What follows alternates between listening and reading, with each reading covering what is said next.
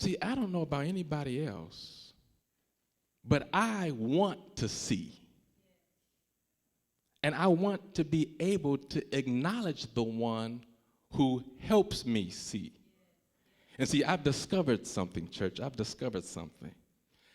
Not only do we have eyes in our head, but we also have eyes on our heart. In fact, you know, there's a song that says, "Open the eyes of my heart, Lord. Open the eyes of my heart. I want to see you. I want to see you." Now, how will we be able to see God in this postmodern cultural context? Will you be able to see him without the Bible? I don't think so. Will you be able to see him without the church? I don't think so. Will you be able to see him without the fellowship of the saints? I don't think so. But if you keep coming to church and if you keep reading the word, the eyes of your heart will open more and more. And you will finally see Jesus for who he is. You know, First Lady got excited yesterday because she was doing her schoolwork, and then she called out to me and she says, "What do you think about this?" And she started to quote a statement from one of her professors. One of her professors said that the early apostles were disciples before they were believers. And she asked me, did I agree with that? I thought about it and I said, yeah, I absolutely agree with that statement. In other words, they were followers and learners before they were believers, because their belief grew out of their following and learning. Jesus told them to come and follow me long before he did multiple miracles. You can't really say they believed in Jesus before they followed Jesus. In fact, it was well into the ministry before Jesus asked the disciples, "Who do men say that I am?" And then Jesus asked, "Who do you say that I am?" And it was Peter who responded, "You are the Christ, the Son of the living God." And you see, for many people in our day, they're going to have a similar testimony.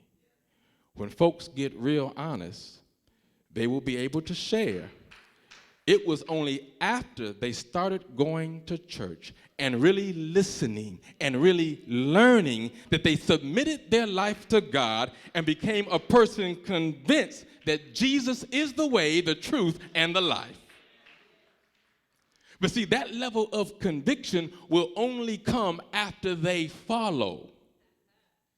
See, that's why it becomes so important that we look out for one another's spiritual growth and development, and learn to appreciate anyone who has the good sense and the courage to tell you that they want to see you in service.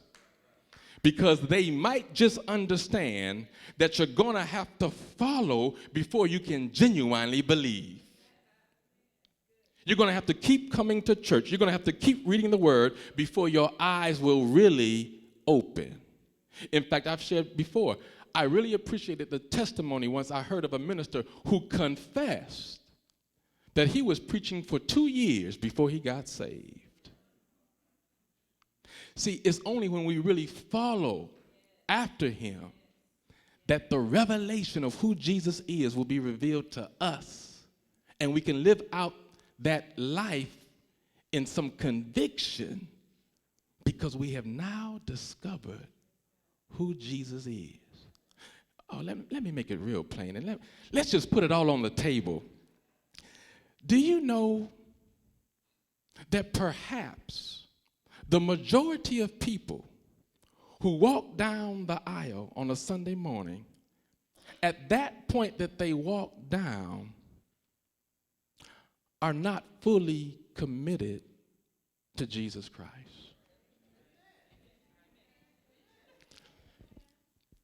What that begins, if they are consistent in their pursuit, it's going to be a process where they will begin to learn who Jesus really is and why they need to submit their lives to him.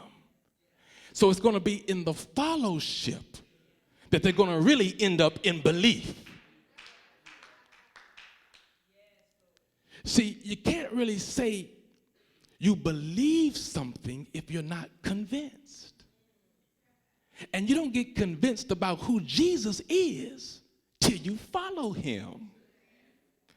That's why this word doesn't even make sense to a person who's outside of a relationship with him. Because they'll look at it and it will be foolishness to them. But when you know him, it becomes food for your soul. And that's why we have to become real honest in the church of Jesus Christ. Because when you want to see people grow and develop spiritually, you have to be honest about where you may be at this point. And never make the mistake, no matter who you are, that because your name is on the roll in a church house, that you have really linked up with the divine. It will happen, but you have to follow him. See, you're going to have to realize that you're going to have to keep showing up before you love Jesus the way he wants to be loved by you. You can get to that special place with the Lord, but it's a process. You can serve him with honor and dignity, but it's a process. You can trust him totally and completely, but it's a process. You can live your life in holiness and righteousness, but it's a process. In fact, give somebody a high five and say, it is a process. See, and every process has some steps that you must go through. And for the end product to be of quality, the process has to be followed with integrity. Let me just say this. There are no shortcuts to becoming a man or a woman of deep faith. No shortcuts to being a person who lives their life close to Christ. No shortcuts to celebrating Jesus in word and sacrament. And no shortcuts to being who God wants you to be.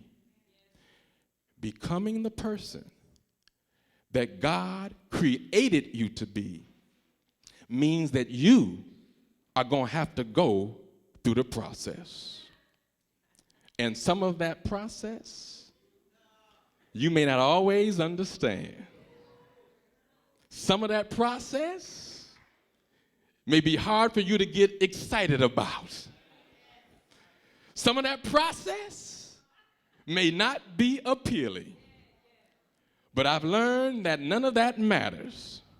What matters is that you do what God wants you to do.